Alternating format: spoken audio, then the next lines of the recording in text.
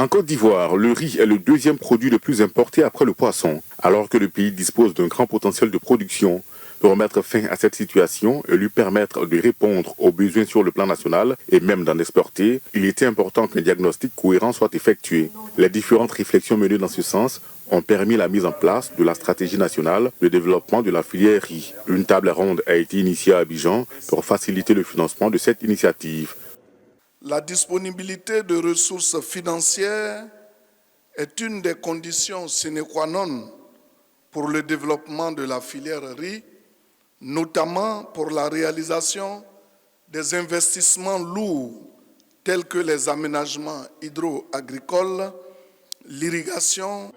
La SNDR2 part de 2024 et ce jusqu'en 2030 et elle permettra de basculer d'une riziculture traditionnelle de substances non rentables à une riziculture de marché compétitive, durable et respectueuse de l'environnement.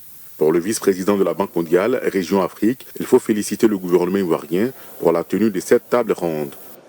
Je voudrais vous assurer que la mobilisation de financements publics et privés pour la réalisation d'objectifs clairs dans un cadre de gouvernance performant sera notre feuille de route commune. Je peux vous assurer de notre soutien à la vision et aux priorités du gouvernement en matière de sécurité alimentaire.